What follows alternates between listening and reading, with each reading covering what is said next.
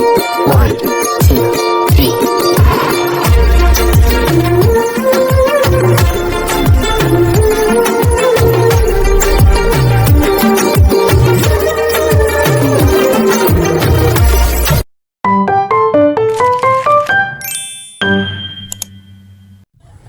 Hello!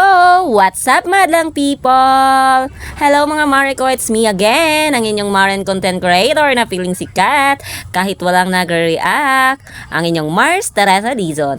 By the way mga Mariko, sa kainitan ng araw, halata naman kasi nakasombrero na nakapayong pa at medyo hinihingal pa ang inyong Mare, ay naglalakad tayo sa tirik na araw. So, by the way mga Mariko, ang video ito ay nung nakaraan pa, ngayon ko nga lang na-edit dahil papunta ako sa garden ng Kapakulan Rural Improvement Club Association. So, pagdating ko doon ay nagluluto na sila ng pananghalian, oh, 'di ba? Bongga ang dating ng inyong Mare. Kaya nga sabi ni Papa Bibot, i-chat niyo na si Risa para may mag-picture na. Ay, nako, pupunta lang talaga ang inyong Mare para makikain, oh, 'di ba?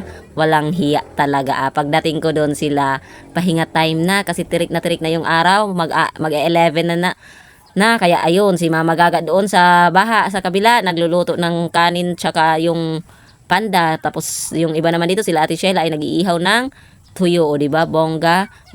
Ako mamaya niyan makikikain na lang pagdating doon, wala nang ambag. So ito na nga ang pinakahihintay ng lahat, ang pinakahihintay ng inyong Mare, ang kainan time. So kainan na mga Mare ko, o diba, syempre wala kaming mga dalang platong marami dyan, o walang platong marami dyan kasi kay Bubong lang yan dyan tirahan, o wala naman siyang maraming plato. So syempre mas maganda pag ganito, budol fight, kahit na panda tsaka tuyo lang yan, oh.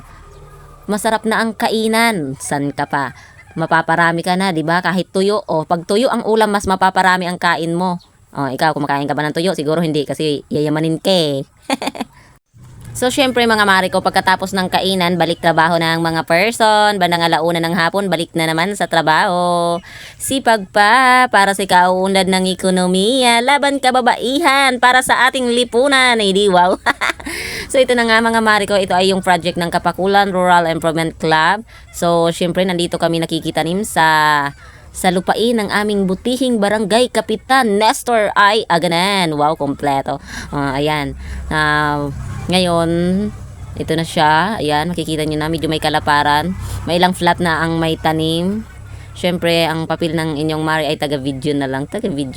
So, shout out pala dito sa aming dalawang masisipag na barangay Kagawad, Piligonyo, Ribaya, and Idi Surigao. Thank you po sa inyong suporta.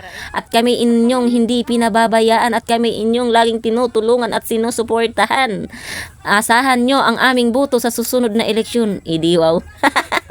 So, ayan mga Mare ko, sa kabila ng mataas na tirik ng araw, mainit at saka masakit-sakit sa balat na init, ay for dago pa rin ang mga person. Walang hahadlang. So ayan, shout out sa inyong lahat. Gazilla Suelo, Novi Bacanto, sa ating Kaadal Vlog, Sheila Mahinay. So ayan, Filomena Oliva, and sa iba pa, sino pang nandyan?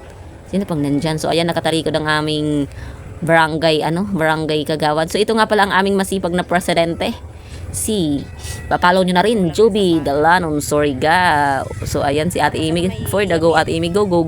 O, diba, sipag lang.